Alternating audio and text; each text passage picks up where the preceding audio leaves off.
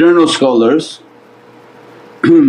they understand hadith like footnotes and Qur'an like short stories. But each story and each footnote has an entire volume of books written into it, and its timing, its events much deeper than what people understand. When it comes to eschatology and the understanding of the last days, they're mixing everything in as if it was like minutes apart. This'll happen, then this'll happen, then this'll happen. But you're talking about 1,000 years. The amount of time that in the time of Sayyidina Mahdi's arrival, and once he rules the earth, and the arrival of Sayyidina Isa, his days will be like 1,000, means like 1,000 years Sayyidina Isa will have a life on earth and become like a paradise.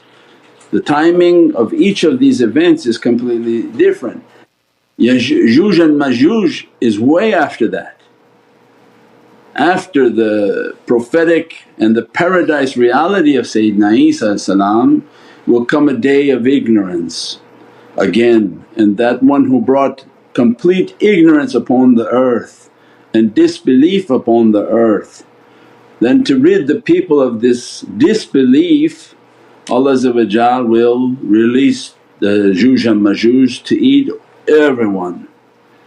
And then the whole stories of how those are taken and they all Ya'juj and Ma'juj will die. Some of them are big, some of them are tall, some of them are tiny, some have big ears, have small. It's a whole sort of group of characters that will fill the earth, eat and drink and be everywhere. But this is much later in this story, because some of these external scholars are talking about this happening now, and then saying that this is this group of people and this will open over here in this valley, in this mountain they will open now. But this nothing related to these days. These are the days of Sayyidina Mahdi and the Dajjal and Antichrist, the one whom they call the Messiah, and for one whom we've been told of great deceit. And these are the events to be occupied with. And the understanding of Ya'juj and Ma'juj is from the race of people. If we want to just get a symbol of what is this Ya'juj and Ma'juj type of people, is the Chinese people that eat and drink everything. It's a characteristic of Ya'juj and Ma'juj, it's not the Ya'juj and Ma'juj, it's not the Gog and Magog. It's just to symbolize, because people can't understand, oh what are you talking about? A people Allah will create, they will eat and drink everything. I say, yes, just watch your social media and you see they eat and drink everything and they think it's a delicacy. And they even fought in some of their wars, same style. When they fought in the Korean War, they basically gave them a fork and said, eat and drink whatever you want, we're not giving you food supplies and rations, and just go. And they literally went across the countryside and they ate and drank everything. So this was for understanding that this characteristic exists, but when Allah bring out the real ones, then that's something much more horrific, that will eat and drink and just decimate anywhere they move.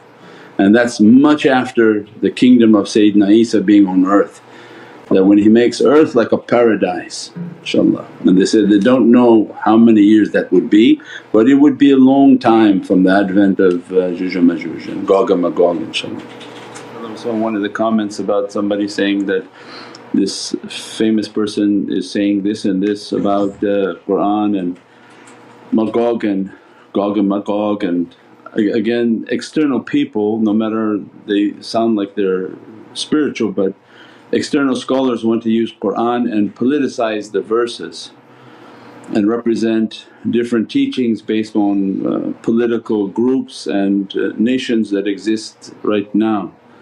And again, it's more of a problem than a solution.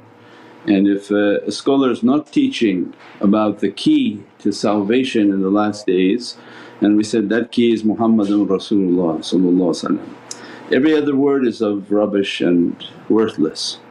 If you want to take historic figures of Gog and Magog, which are creatures that will be coming, and this is from Tafsir al-Jalalain, Surat al-Kahf that Mawlana Shaykh taught and taught everybody about, that these are figures, actual creatures, big, small, high, tiny, and they eat and devour everything. No offense to Chinese people, but for us to get a similar understanding of a people who can eat and devour everything, that would be a similar understanding. But they're actual figures that are coming. Now to say it's no, this race of people whom are devouring the earth with their money don't go to Starbucks is nothing related at all. So this is more of a problem than a solution, because you ignite people in the wrong way. And the solution in these difficult times is to teach people about the love of Sayyidina Muhammad and the arrival of Sayyidina Mahdi which they don't talk about. And the love of Sayyidina Mahdi makes you to have a love for Ahlul Bayt, and that's an important step. And we've taught before that when you prepare as Christology, when you prepare for the last days, this is our point from now to Judgment Day. This is a blessing in our lives, because you can't prepare for Judgment Day, we don't know when it exists. So why Prophet gave to us that Armageddon and difficult days are coming, and we have thousands of pages on this subject. If we don't understand this key, then just politicizing verses and igniting people, and you become part of the problem, not a part of the solution, because then people start to run on the streets and protest. So when we understand that the study of the last days was to get people to be prepared, that does your food home have supplies, do you have food, do you have rations, support, do you have money, gold, silver, so that you live a life preparing for Armageddon, because Judgment Day we don't know when is coming. And then Prophet gave us signs of difficult days, most of which we begin to see, until very immense signs and cataclysmic signs that will come very fast.